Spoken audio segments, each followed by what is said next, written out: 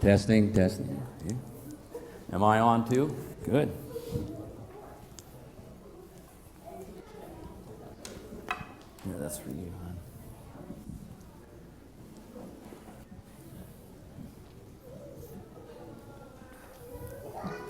Whoop, whoop, whoop, whoop. Huh. I'm not worried about her.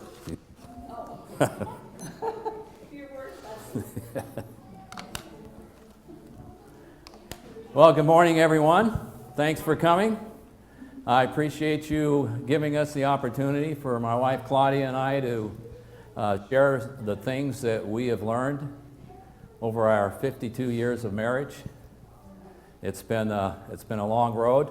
We didn't always do it right, but we're here and we're still in love with each other. We've made it. She's still my best friend, but it was a long way getting here. So we want to share that story with you as we go through these different series. You know, God said through the prophet Hosea in chapter 4, he says, "My people are destroyed because of lack of knowledge." A lack of knowledge. And that is no more true than in the area of marriage. Unfortunately, marriage is a topic that is probably the least understood, even in the church. And even the instructions that we've been given over the years in church sometimes did more harm than they did good because they were not properly explained. And the old saying is, you know, we have just enough information to be dangerous. And that's kind of what has happened to us a lot in our life. You know, it's too bad that marriage, even in the church, has the same divorce rate as marriages that are not Christian. I mean, that's really a shame, isn't it? And it's all because of a lack of knowledge, a lack of understanding. John Wayne, who was a very famous actor, he said, "Life is hard, but it's even harder if you're stupid." And I have to say that that works in marriage as well. I have to say it worked in my marriage, in our marriage. Life was hard, but it was even harder because I was stupid. I didn't know anything about marriage when I was married, when I got married. I had no idea what was expected of me, what I needed to do as a husband. And so I just bumbled through, you might say, the first 30 years of our marriage because I had no idea what I was doing. Do you know it takes more knowledge to get a driver's license than it does to get a marriage license? That's true, isn't it? At least to drive a car, you have to read a book. You know, they give you a general knowledge test or a book that you have to read. You have to understand the rules of the road. Can you imagine giving somebody the keys to a car without giving them any driving instruction at all or not knowing what the rules are? I mean, we had to learn, to get a driver's license, you had to learn what a double line meant. You know, you can't pass over a double line. When you come to a four-way stop, you have to know who gets to go first. You know, when you go through a school zone, you have to know that the school zone is 15 miles an hour. And what happens when you come to a railroad tracks with the lights are flashing? You know, you have to know understand these rules, or else you could kill yourself out there. And you could kill others for being untrained or unlearned in the rules of driving. Well, the same goes in our marriages. If we don't understand the general knowledge of what we're supposed to do in a marriage, we have the same destruction as we would if we were in a car and didn't know what the rules were. You know, in my marriage driving, I blew through stop signs all the time. Had no idea I was supposed to stop. I passed over double yellow lines all the time. I mean, I blew through railroad crossings, not knowing that I was supposed to stop, look, and listen. So there was a lot of things that I did because I didn't understand what I was supposed to do. Didn't have any training in that area at all. So it's important that we understand how important it is that we get rules for this, understand the things that we should know, or else we're going to be dangerous when it comes to marriage. You know, when we read a book or when we got our driver's license, we had to read. We had to understand. We had to know what the rules were. Then we had to take a written test. And if you didn't pass the written test, you had to take the written test over again. And you had to do it until you passed the test. And then when that's all said and done, then they gave you a driving test. And you had to get inside of a car with a guy with a clipboard, and he made sure that you knew what you were doing. Unfortunately, we get nothing like that in marriage. And so we continually hurt each other. We destroy our marriages. We destroy families. And because we just don't have a clue what we're doing. And I have to say that, unfortunately, again, the church has let us all down and not really giving us the instructions that we need in order to have a happy marriage. Marriage is the most important relationship we'll ever have in our life. But yet we get little or no instruction. And so it wreaks havoc.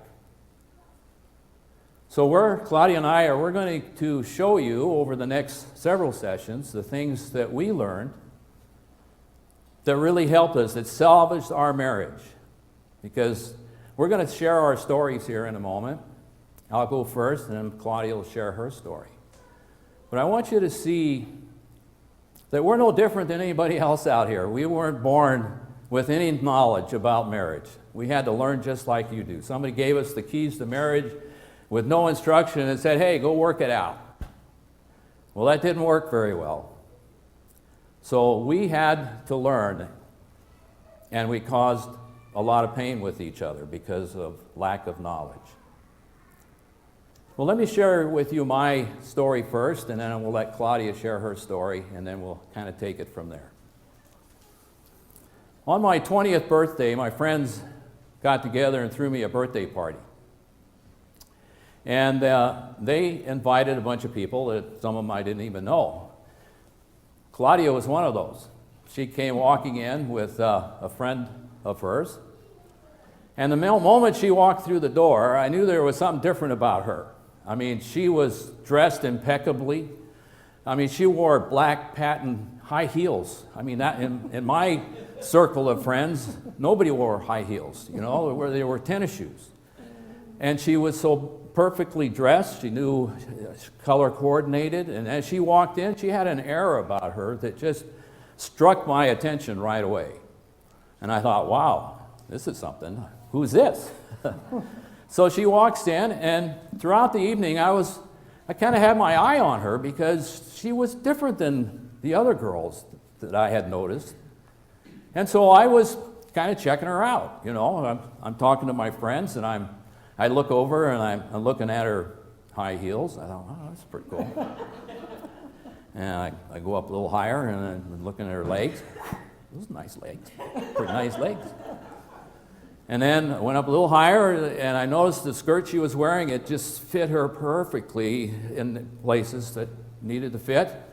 And I was very, held my attention. And as I got a little higher, went up above the waist, I was thinking, yeah, I'd like that too. That's nice.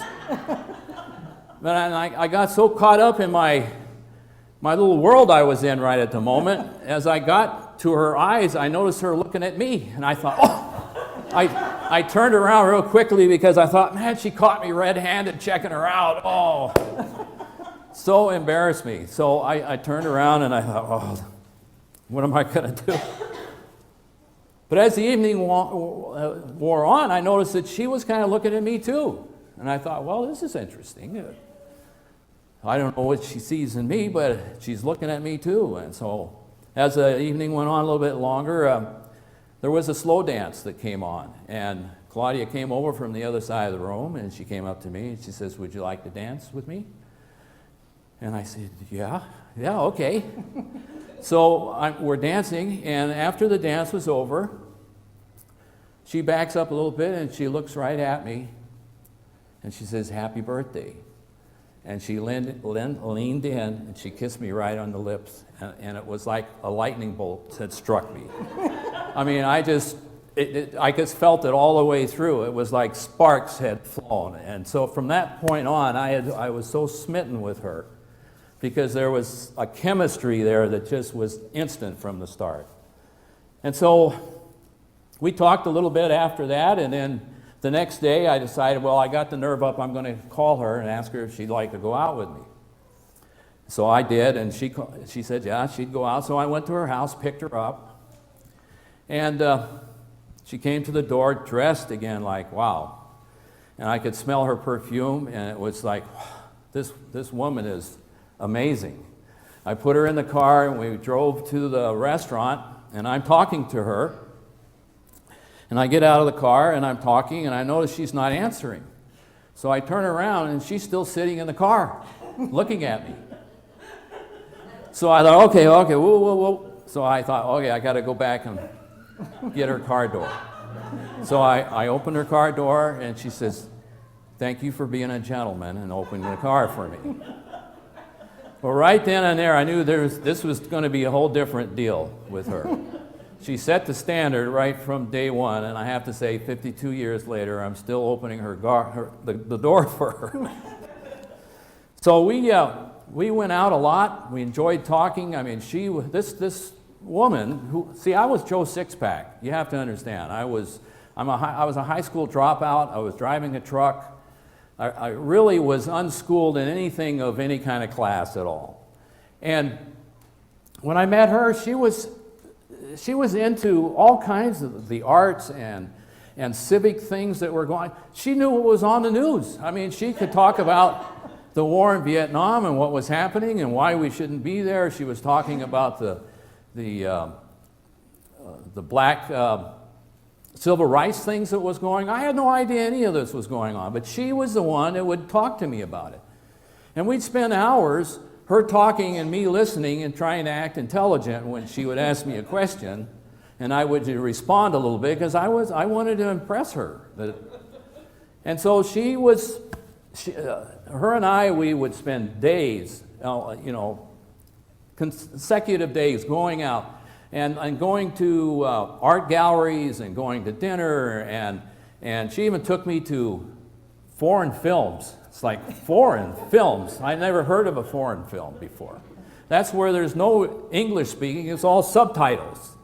And these are all intellectual type movies. They're not, Mary Met Sally things. I mean, these were like deep.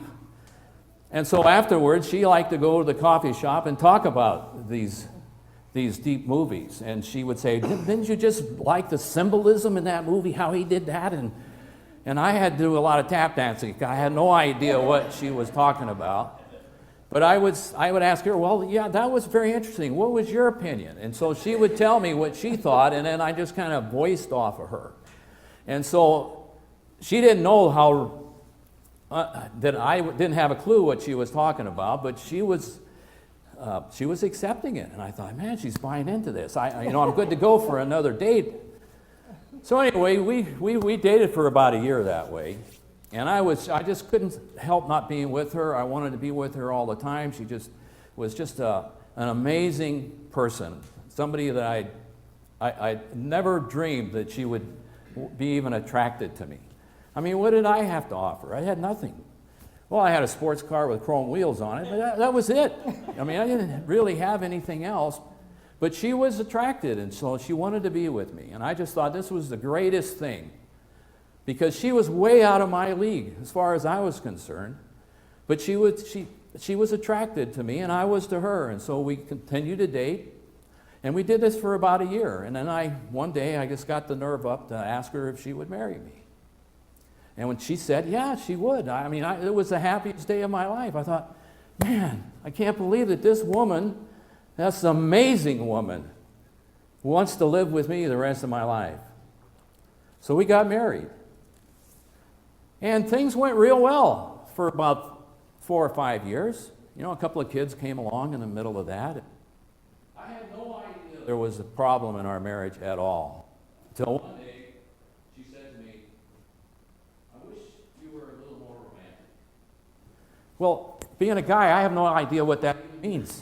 What does it mean to be, because, we don't even know what romantic means.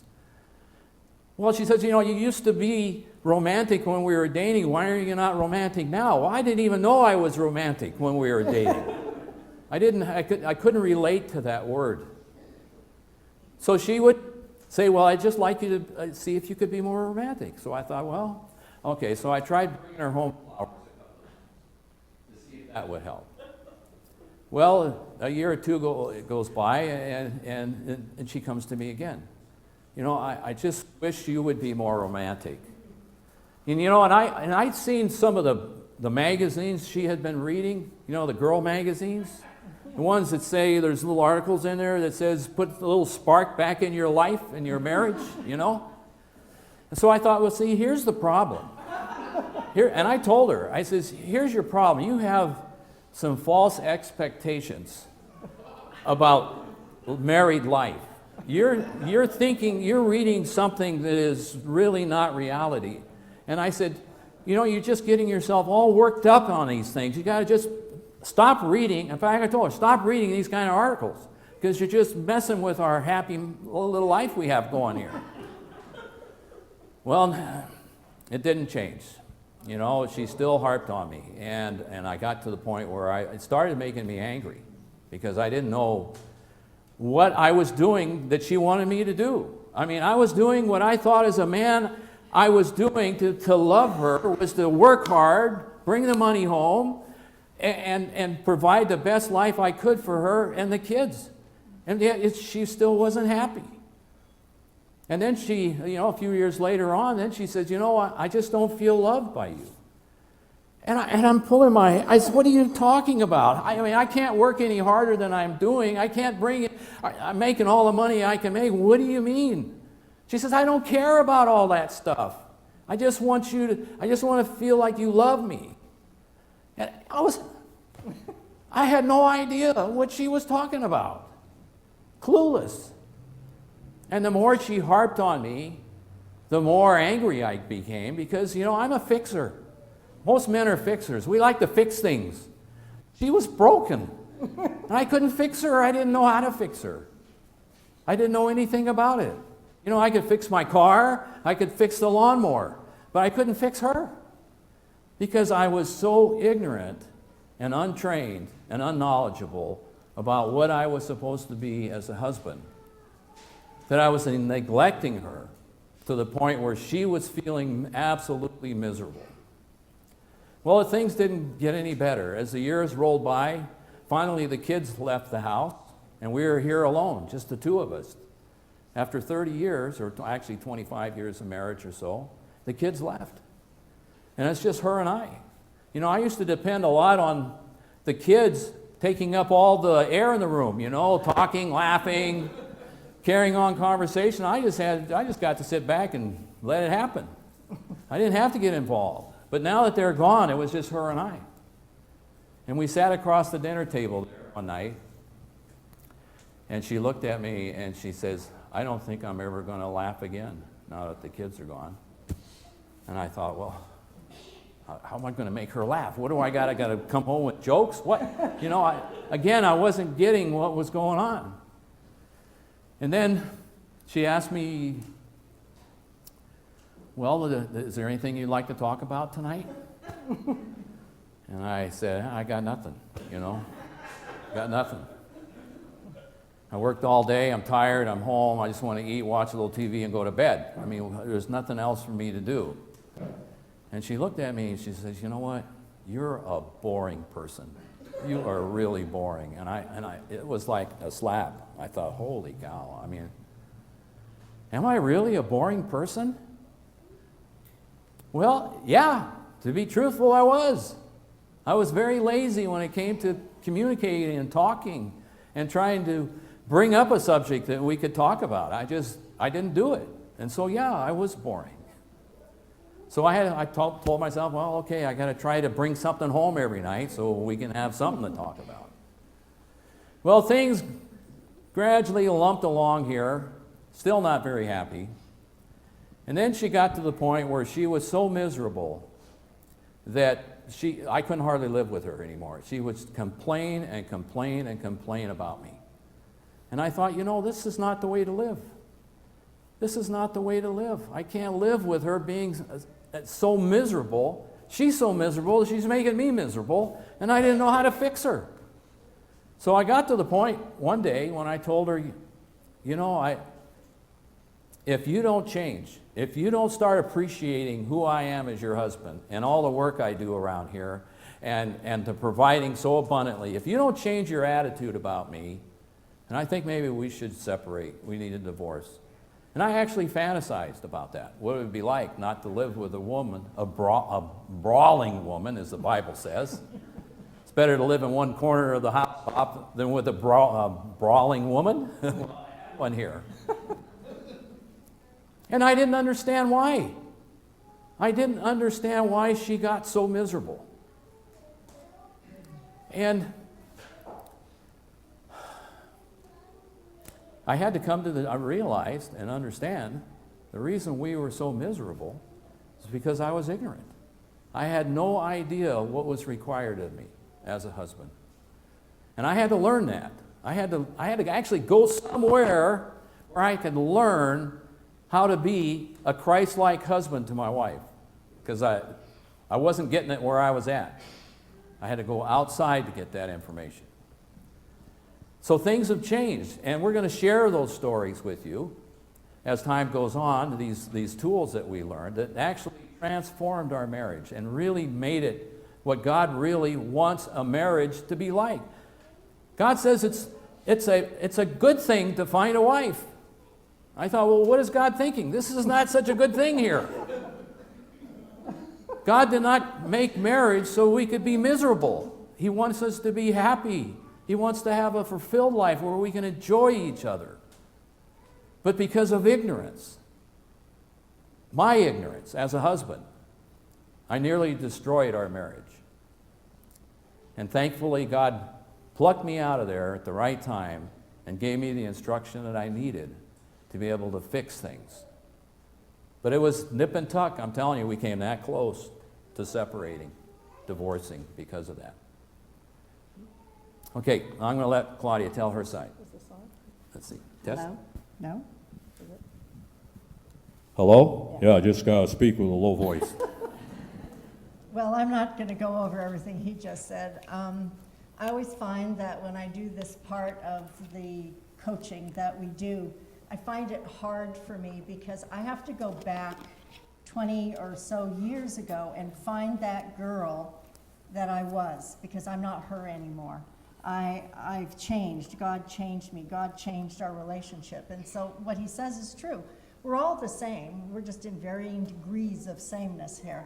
And that girl started out in a broken home. And that's one of the things I want to bring out, is that when we come into relationship, whether we're in relationship in a marriage or we're in relationship with each other, and we need to see that these principles that we're going to be teaching and coaching you over the weeks up ahead are principles that can be used not just in this close relationship or with our children, but it also is applicable to each of us here in this room. It applies. My relationship, what I bring to the table, what you bring to the table, it applies here in this room.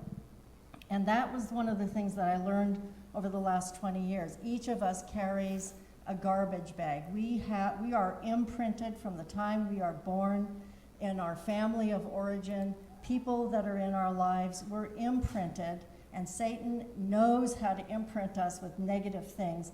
And we just stuff those things into garbage bags and we carry them along with us, and we don't give them any mind, and we don't think that they matter, but they do matter, because I'm bringing my garbage bag into this relationship and he's bringing his garbage bags into this relationship, and we don't think that they're applicable, but they seep out. That garbage seeps out of that plastic bag a little by little. He was Catholic, I was nothing. I wasn't raised with any kind of religion. He had brothers and sisters, I was an only child. I came from a broken home, he did not come from a broken home. My mother was divorced, we lived with my aunt, so I'm in a household of women, no men, none. not any brothers, not any fathers, not any uncles, nothing. Just my aunt, my mother, my girl cousin, and myself. So this is a household of women with women's perspective. So he convinced me a lot of the times along the way that it was my fault because I didn't understand a male perspective. And it was true, I didn't. And so I had to learn that over the years. But I've come to see over the 30 years that it was our past. It was all of the experiences, all of the perspectives that were given to me. I was living my life out of that lens. And I thought he understood my story. He understood my lens. He understood my perspective, but he didn't. And I didn't understand his. And so when you get two people together with two different perspectives, two different temperaments, two different spiritual giftings, two different everything, that you have to make that mesh and you have to make it work. But you can't make it mesh and work if you don't understand. And so my part of the story is everything that he said about the dating and the whatever, and it was all wonderful and all of that. But I came to this marriage broken. I came to this marriage with holes and needs and emptiness because I didn't have a father. Now, my dad was an alcoholic and he was a musician, and my mother left him, and I later learned many, many, many years later that there was abuse. So I always perceived, without even asking the question, that I had been abandoned instead of the perspective that my mother had rescued me from an abusive situation. And so I came to the marriage with the feeling that if I wasn't perfect enough and good enough, that I would be left, I would be abandoned, I would be discarded in whatever. And that's not a thing that I academically thought, but that was something that ran me emotionally. And so as we're going along in our marriage and we're getting older and we're growing older and we're having kids and we're in church, I was running myself ragged with perfectionism. I was a people pleaser.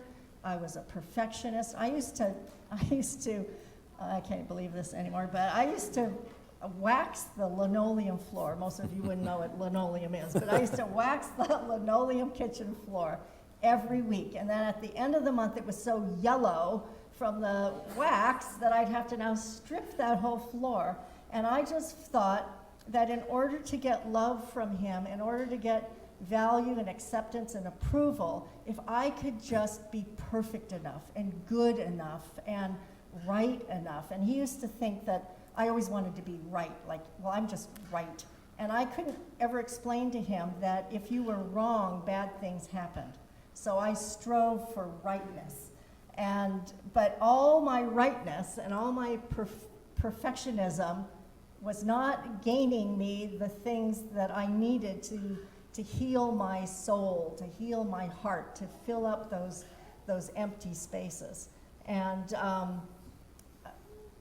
well, as an example of how things run you, I was just thinking about it today when we were singing, how Satan imprints us with negativity, and it starts when we're young. When I was in 6th grade, we were in class. I don't know why we were all standing in rows like a choir, but the teacher had us singing, and I was singing, and I was enjoying myself. And I remember this boy leaned over, and he whispers in my ear, "You sound terrible.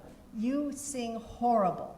And from that day forward, I never wanted to sing in front of anybody. And to this day, I'm very aware that if I'm behind somebody, I hope they're not hearing me, because that She kid... has a nice voice.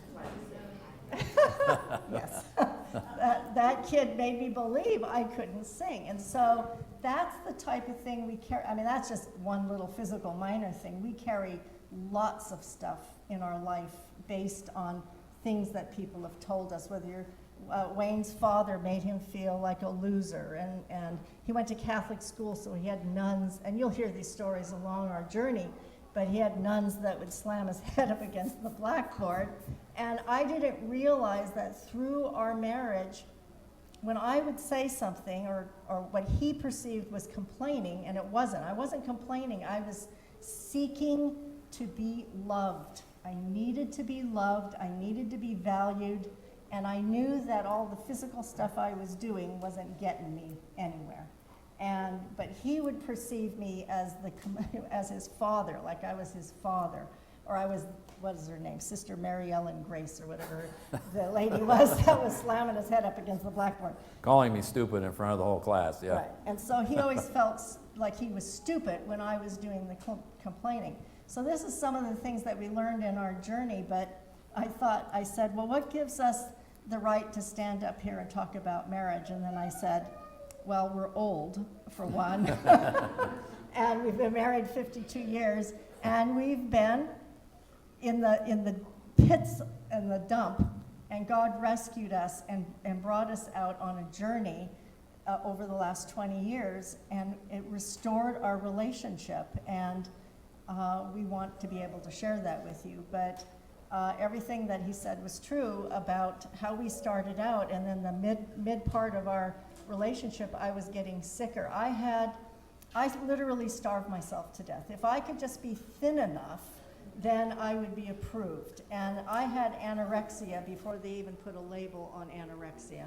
I almost died from the mumps when my daughter was 2 years old because of the anorexia. And all these different physical things that came out in my body. I had, they called it back then a nervous breakdown. Really, it was a massive adrenal burnout, and it was all from people pleasing and doing and running myself ragged. I was trying to please everybody in the church and please my husband and please my kids and driving kids to and from school and doing all these things just to feel that I was valuable and that I was important to him and that I was needed. But then God, through a lot of prayer, I'd prayed my way through this marriage. I was on my knees more than I was standing up. And I read, and he was beating me up mentally in that there was something wrong with me. It's those books you read. Okay, so I don't read those books. It's that person you're hanging out with or things like that. And so I was constantly evaluating. Yes, that too. You know the two scriptures, ladies, we're talking about that they love to beat women up with? You know, one about submitting to your husband and making sure that you respect your husband. I mean, every time I tried that on her, it was like throwing gasoline on a fire. It never worked because it was, and we'll explain to you why that doesn't work. The scriptures are there, and it says there to do that, but there's a way it has to be done in order for it to work, and they never explain that to the men, what it is they need to do in order to have the wife be able to live out those scriptures that they're so beat up with. So I was getting sicker through this marriage and really suffering physical ailments. And I was reading every book that had been produced on marriage. I mean, if it said wrap yourself up naked in saran wrap, meet him at the door, I would I like that one. That was good. I would have tried that and probably did. But it was satisfying for a while, and it got me what I needed for a while, but it wasn't real, and I knew it wasn't real. And it morphed its way into, after like 30 whatever years of marriage, into I was beginning to resent him. And when he came home from work, I actually had gripping anxiety in my stomach because it was like an abusive father coming home or something. And it's not that he abused me, it was just that I was being neglected. I was being neglected and I wasn't being cared for. My spirit wasn't being cared for. He didn't even know I had a spirit. And human spirit. A human spirit. And so, and I was being maligned on a spiritual level, like I wasn't converted. He used to accuse me that I wasn't converted. And I was like, oh my gosh. I said, how much plainer can it be? It's right there in black and white. If you just submit to me and respect me, you would be happy. It's in black and white. Why aren't you getting it? I actually did. I questioned her conversion at one point. I thought, she must not even be converted because it's so clear. Yes, this is all true. This is all true. And the worst part of it was, is we're going off to church, I'm well dressed, I have 100 pairs of shoes, I have a boat, we go skiing, we take trips, we do all the stuff, I had a nice house, we had money. On the outside, we were looking good, and on the inside, it was rotten to the core. And God was about to change that almost at the moment when I said, I'm done. When he said he was contemplating divorce, I never contemplated divorce because I'd come out of that, and I had determined in my mind that would not happen. But I was emotionally separating from him. I was emotionally divorcing him, and I didn't care anymore. But God, I don't know why he takes so long sometimes to answer a prayer, but he does. He always Took answers. 30 years. 30 years. Like I said, I'd read everything, and finally at the end of that, I thought, I'm not doing this anymore. I don't know what I'm doing wrong. I tried everything to be the perfect wife, to be whatever it was he wanted, that I would be able to receive that love from him. And I didn't feel loved. I didn't feel appreciated. And like I said, it's hard for me to go back because I'm not her anymore, and I don't feel those things anymore. You don't feel the pain. I don't feel that pain anymore. And so what happened was, when I finally said I was done, and I think God knew I was done because I didn't feel anything anymore except utter and absolute bitterness and resentment. A friend of mine called me up and said, I went to this seminar, and the man writes this book, Ken Nair writes this book, Understanding the Heart of a Man. And there must have been this last little spark left in me, because I thought, well, I'll get that book, because maybe the very fact that I didn't have brothers or a father, it must be my fault once again. I will get this book and I will learn what it means, what it is all about men. So I go and I buy the book. I go to his office and I buy the book. I bring it home, I lay it on the counter, and Wayne comes home from work, and he picks it up on his way into the bathroom, and he comes out of the bathroom later and he says, you're not reading this book. So anyways, I didn't want her reading it because it was an indictment on me and my lack of leadership in the family, in the marriage. So I thought, there's no way I'm giving her any fuel to come after me. So I commanded her, you're not reading this book. So anyways, my friend had said they had gone to a seminar, and, we should go. And so I looked at the calendar, put it on the calendar, signed us up for the seminar, and I went. And I didn't have much hope because I had done all this stuff before, and I thought it was going to be all the same old, same old. Beat up the woman. Beat up the woman and whatever. So anyways, we went to the seminar, and that evening, it started on a Friday night, and that evening when he spoke, I thought, oh my gosh, this man knows me. It's like he's been in my house, and he knows me personally, this human being up there that I don't know. And we stayed at a hotel that night, so we didn't have to come back and forth. I just let everything out. I just ripped and roared about all the pain that had been held inside of me. And so that's what we want to share with you, is our journey of 20 years of applying this, how we had gone to the precipice of no return, and God rescued us, pulled us up out of there, and restored our relationship. And we added more to God added more to what we had learned in that seminar. We went to classes every year for 4.5 years, for 2 hours every single week. We were not allowed to miss one. You had to make it up. Wayne spent the first 1.5 years trying to disprove everything that he had heard, and so we had to make up the first 1.5 years. I thought if I could discredit it somehow, then I'd be off the hook, but it didn't work. I had to go back and do it over. So we just want to share with you, this is a perspective, this is our life. We're sharing with you our life, our journey, and as we go along in the weeks ahead, you'll hear more about our story, about the past, and about what brought us forward. But we wanted to be able to share what we've learned, so that you can not just only apply it in your marriage. Whether your marriage is good, you could improve it, or if it's not so good, you could improve it, or just the human interaction and relationships that we have with each other, because the principles are applicable there. And even you can, like for men, if you're in an office environment and you need to care for a woman in your office, not like your wife, but, that you would Understand her. understand where that person is coming from. And it restored our life. God answered my prayers just in the nick of time. I didn't think he had answered in the nick of time. I thought it was too late, but he wasn't. And I like my husband. I not only Again. I not only love him, I always did, but there was a period of time where I just plain didn't like him, and I like him. I like him again. But it was what God used to teach us to get to a better place, and so we would want to be able to help to share that with you. Oh, you can hold on to that. I've got one here. Yes, so it's been quite a trip. The marriage seminar that she talked about, it was, first of all, she had to threaten me to even get me there. Marriage is not a subject men want to talk about. It's so uncomfortable that we don't even want to go there. And so for 30 years, I refused to go to any seminars. Well, this particular one, she threatened me. She says, if you don't go to this seminar, I'm going to the ministry, and I'm going to tell them that we have marriage problems and we need some help.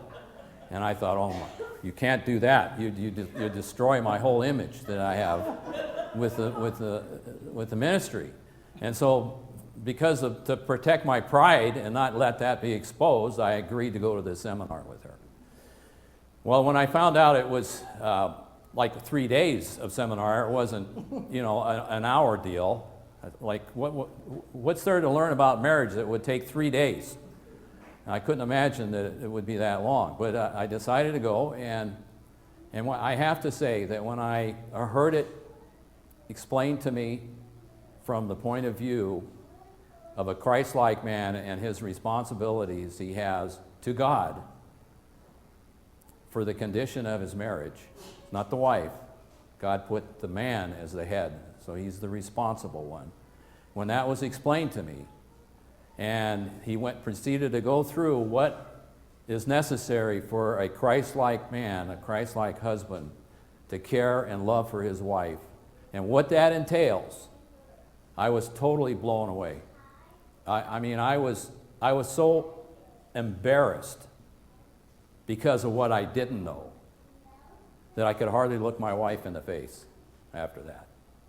And so I decided to go to these classes because God had turned the light on me to show me that there was requirements, there was necessities as a man. There was things that I had to know in order to love my wife in a way that she can feel loved and feel appreciated. I was absolutely clueless. I had no idea what I needed to do. And so we went through those classes, and then you not only had to learn it, but we had to apply it.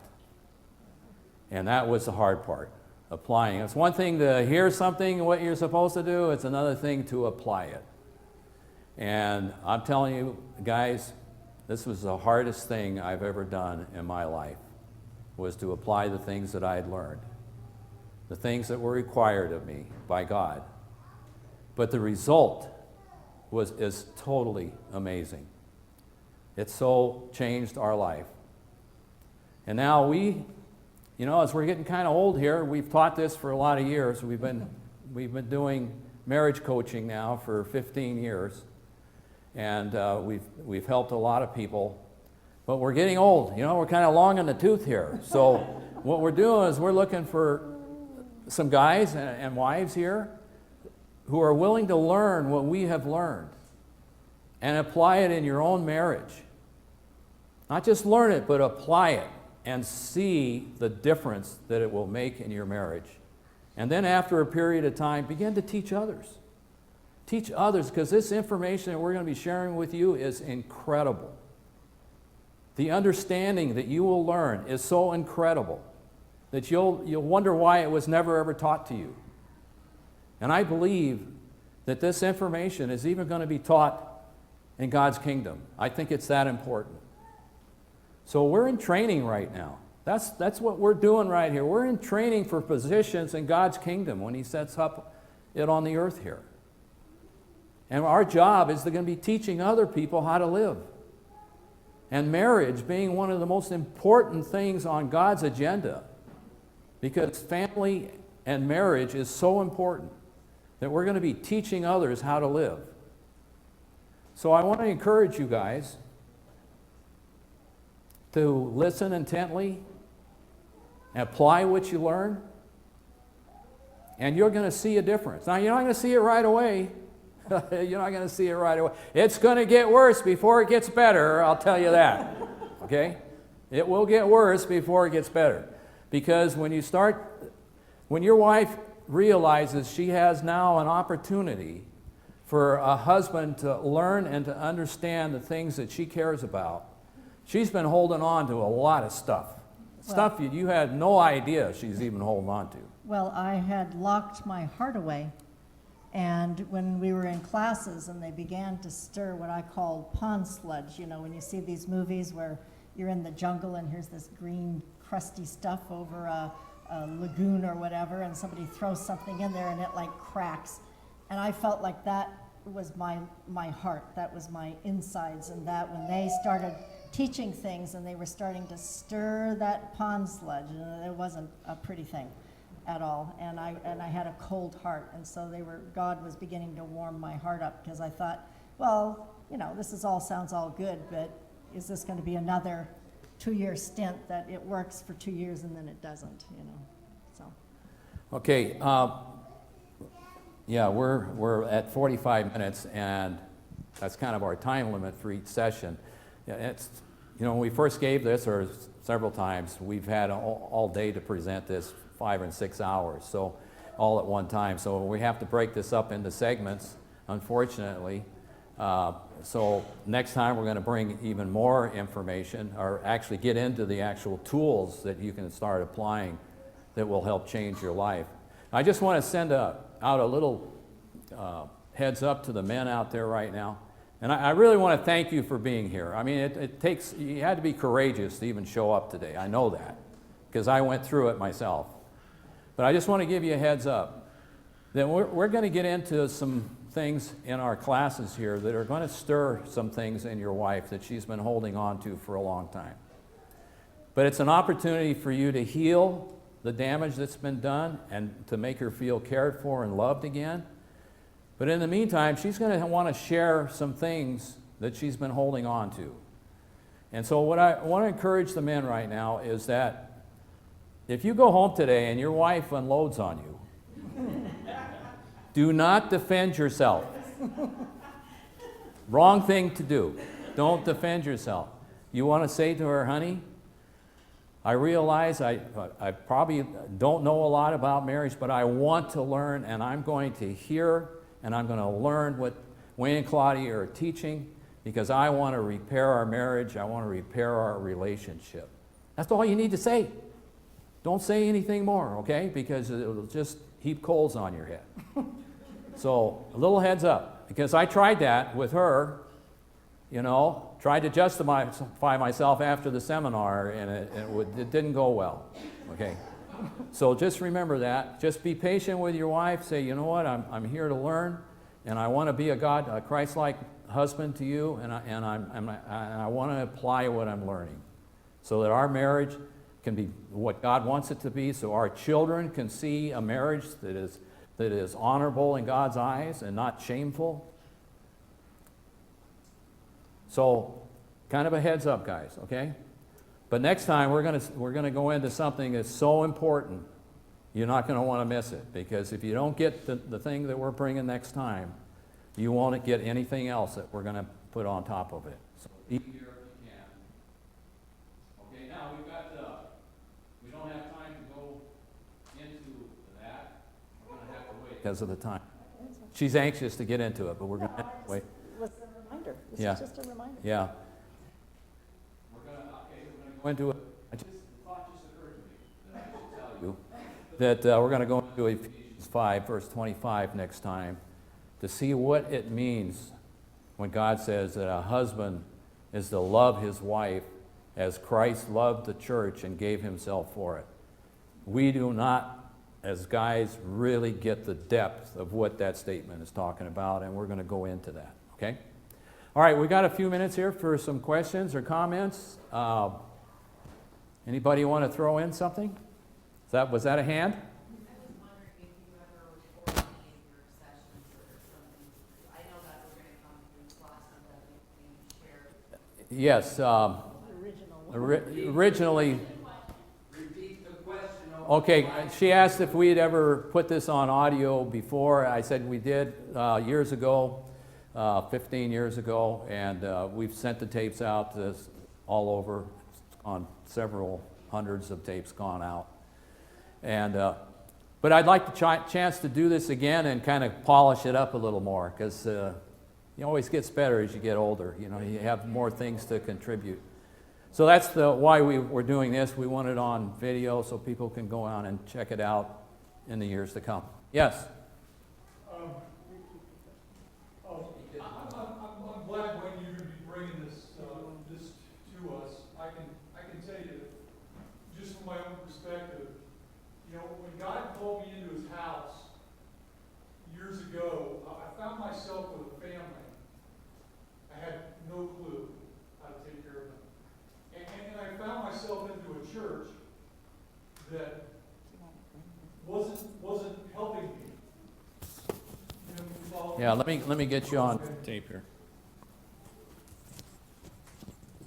So what I did is there's a psalm, and there's a Psalm 37, where God or David makes this proclamation that, hey, he's young, he's old, but he's never seen the child of a good man begging for food. And I found myself into a family, into a marriage, and into a relationship, and I had no clue how to take care of this gift that God has given me. And so I thought I had to polish it in the eyes of the church. He said, don't embarrass me, right? Don't embarrass me. And so that's because I thought that was the answers, but the reality of it was, you know, for me personally, God's faithful. He's never let my children go hungry. But I can attest that I know that there's still times that, God, how do you love? You know what I mean? How do I really do this? We could trudge through life in our own minds and say, I can do this for 50 years, but damn, you want to get to the end of 50 years and have your wife go, shut the door. Shut the door with that guy. So thanks. I think a little bit of what slipped from my mind exactly what I wanted to say, but I'm grateful that you're going to be providing this, even if it's 27 years later, because I love my wife. And I'm like you, I'm a fixer, right? And I'm like, I can fix anything, and I can relate to the pain part, right? I can, because like when I'm out smashing my hands, I go, and I break something, I go, well, I got to stop. I can't finish what I'm doing. But you know, I know I have to finish that particular task. But this is the most important task, and I'm very grateful for you to bring that to me. Thank you, Wayne. Yeah, well, you know, men, that God is watching us. He's watching to see what kind of a spiritual leader we're going to be in His kingdom. He's watching to see how we care for people, the effort that we put into loving them, the kindness, the patience that has to be put in. So actually, He's looking at us now to see what kind of a spirit being you're going to be like when the change takes place. So it's an awesome responsibility. It's more than just being a husband and trying to get along with your wife. It's much bigger. The picture is much bigger than we even realize. Okay, so he said that next time they were going to talk about how husbands should love their wives like Christ loved. And I'm going to leave the last part off because Christ loved everybody, men and women. Since I was a small child, my relationship with how I see Jesus is that basically I'm His favorite person in the whole world. I mean, I just feel like that's how He treats me, that He loves me more than anybody else. And I would assume, because of the way He loves, that He treats you all the same way.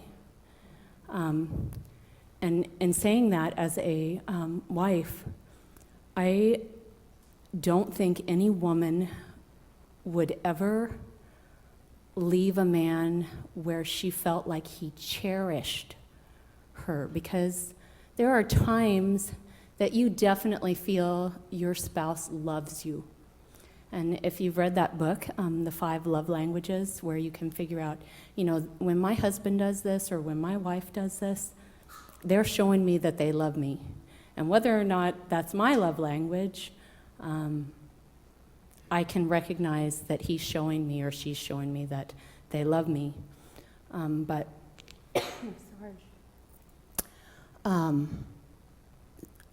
you can feel sometimes like you're loved, but as a woman, if you don't feel like you're cherished, and there's a definite difference there.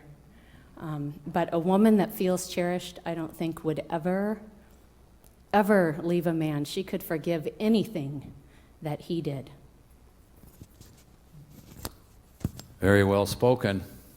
And that was part of my job, my challenge is to learn how to cherish my wife. If I had my life to live over again, I would pay a lot of attention on how I cherished my wife. I never cherished her. Never. Didn't even know I was supposed to. That shows you the height of ignorance we have as men. We have no idea what that even looks like. What does my wife mean when she says, I would like to feel cherished? Hey guys, I got nothing. You know, I had nothing. Somebody had to teach me what that was and what it looked like so that my wife could receive what I wanted to give her. You know, when my wife and I started out, nobody loved anybody more than I loved my wife. I mean, I loved her to pieces. I wanted to be with her all the time. She was the apple of my eye. She was my treasure. And how did it get from here to 30 years later, almost hating each other? What happened? Ignorance. And we're going to end that. We're going to end the ignorance. That's the important part. Yep.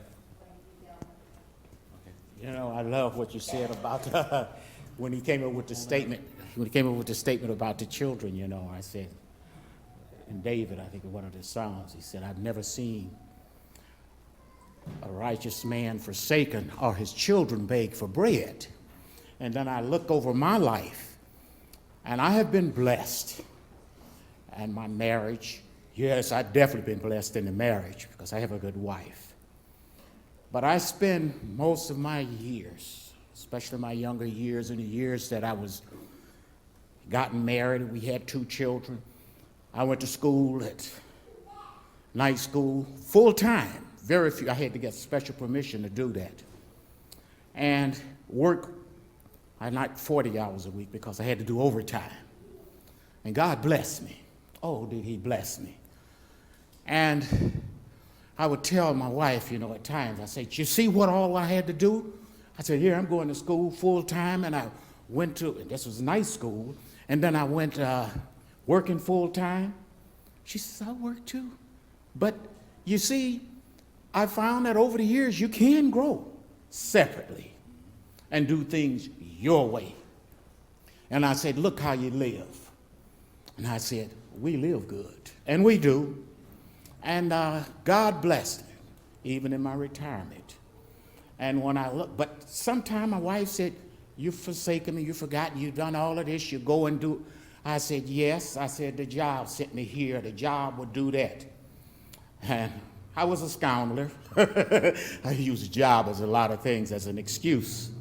But I can tell you this much, despite the sins of the father, God still loved me, and I know that. And thank God he heard my prayers. I say, Father, I've done so much wrong, but he's still blessing me.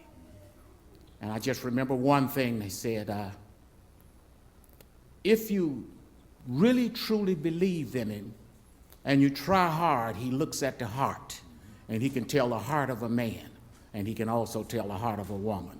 And he said, I have a son that's stubborn, I have a son that's straying, but I know what he's trying to do. And I can understand those things. That's the beautiful things on marriage. Yeah. Okay. Who? Adele? Okay.